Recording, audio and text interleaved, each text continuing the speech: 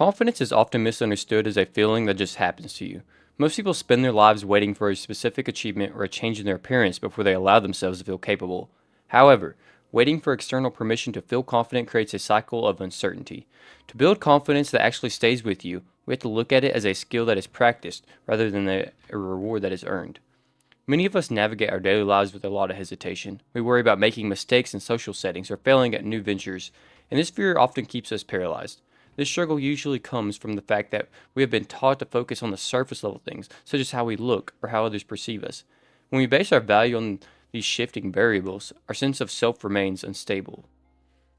True confidence comes from knowing who you are and what you're capable of, regardless of the environment you are in. It is not about moving through the world with a sense of purpose that does not require constant validation from the outside. In this video, we're going to explore 5 specific pillars that build this kind of permanent strength. We are going to move through a progression that starts with your daily habits and works its way towards your mental and spiritual foundation. We will cover how your personal integrity and your specific skills serve as the building blocks of how you carry yourself. But I want to encourage you to stay around to the very last tip. It is the most vital part of this entire video, and it is likely not one you would expect to hear in a conversation about confidence. Before we get into this video, I want to ask you guys to like the video and comment on any video ideas you'd like me to cover. But without further ado, let's get into the video. The first tip has nothing to do with other people. It is entirely between you and the person you see in the mirror. It is referred to as the integrity loop. Think about a friend who constantly makes plans with you but never shows up. Eventually, you'd stop trusting them. You wouldn't rely on them, and you certainly wouldn't have confidence in them. Now, look at yourself. Look how you treat yourself. You tell yourself you wake up at 6 a.m., then you'll hit snooze 5 times. You promise yourself you'll finish a task, but then you spend the afternoon scrolling TikTok. Every time you break a promise to yourself, your subconscious mind takes a note. This person is not reliable. Their word means nothing. Confidence is simply the reputation you have with yourself. If you have a low reputation with yourself, you will naturally feel insecure because you know deep down that you are not a person of your word. To fix this, you have to close the loop. Start making promises so small that they are almost impossible to break, and then keep them. If you say you're going to drink a glass of water before your coffee, do it. If you say you're going for a walk for 10 minutes, do it. When you stack these small wins, your brain starts to recategorize you. You move from the someone who talks category to the someone who follows through category. True confidence is the quiet certainty that if you decide to do something, it is as good as done. You don't need external validation when you have internal integrity. Pick one non-negotiable task for tomorrow, something simple, like making your bed. Do it regardless of how you feel. Start rebuilding that reputation today. The second tip is pursue competence over charisma. There's a lot of advice on the internet telling you to act like the most important person in the room. People suggest that if you just fix your posture or speak with a certain tone, you will suddenly be confident. But be honest with yourself. If you walk into a room and you have no actual skills or value to offer, that is not confidence. That is just a performance. Real confidence is backed by competence. Think about a master craftsman. They are not nervous when they are called to work. It is not because they did motivational exercises in the mirror. It is because they have actually done thousands of hours of work. They know that they can handle the situation because they have proven it to themselves in private. When you get genuinely good at something, whether it is a trade, a sport, a professional skill, whatever, it creates a competence anchor. That feeling of mastery starts to influence everything else you do. You begin to think, I may not know this specific situation yet, but I know I had the discipline to master my craft, so I know I can learn this. You are no longer guessing. You have evidence of your own ability. If you feel insecure, stop trying to force yourself to feel better and start trying to get better.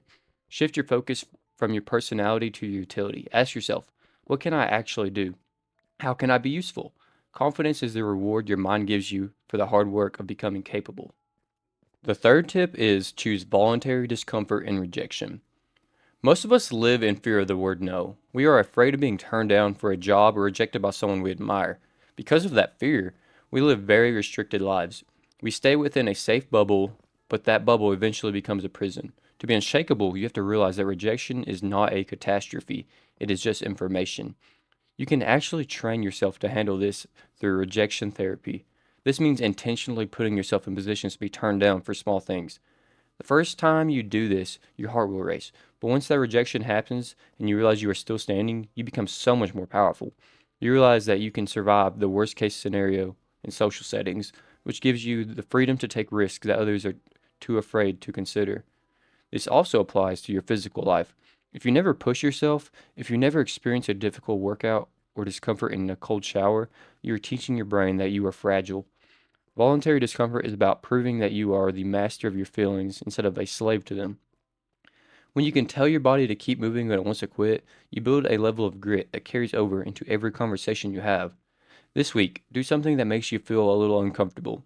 Intentionally seek someone saying no to you. See for yourself that you are still okay afterward.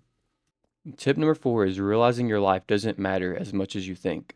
We often live as if there's a camera following us around, broadcasting our every mistake to a judging world. We stay quiet in meetings because we're afraid of something sounding unintelligent, or we don't pursue our goals because we worry about what others will think. But here's a very hard truth: no one is thinking about you. Everyone else is the protagonist of their own story.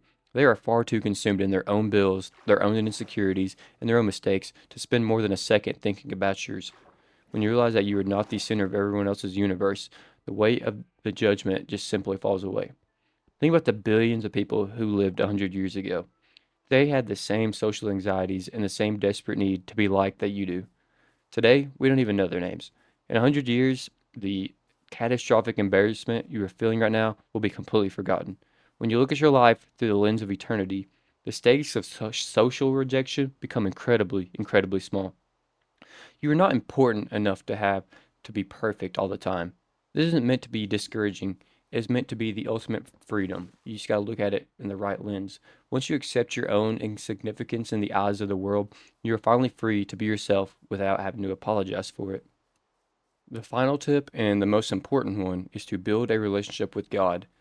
Everything we have discussed so far, habits, skills, and mindset, it's vital. But anything built by human hands can be broken. Your skills can fade, your reputation can be attacked, and your health can fail. If your confidence is rooted in things that change, your confidence will always be unstable. This is why the ultimate pillar of confidence is a relationship with God. When you stop looking for your value in what you do and start finding it in who created you, the entire game changes.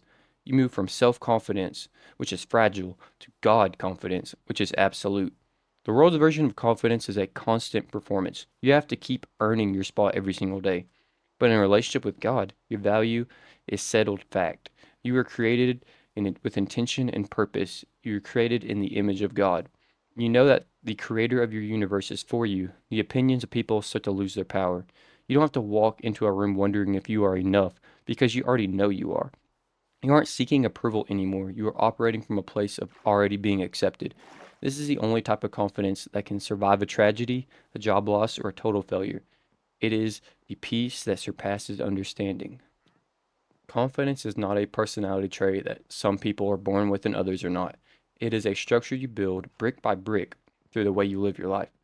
It starts with the integrity of your word, grows through the mastery of your skills, is hardened by the friction of discomfort, and is finalized by realizing that while your ego is small, your soul is infinitely valuable. If you're watching this and you feel overwhelmed, do not try to fix everything at once. Real change does not happen in a single giant leap. It happens through consistent, small actions. Start with the first pillar. Keep one promise to yourself tomorrow, then do it again the next day. You do not need the world's permission to be confident. You just need to start operating like the person you were designed to be. I want to hear from you in the comments. Which of these 5 pillars do you find the most difficult to implement right now?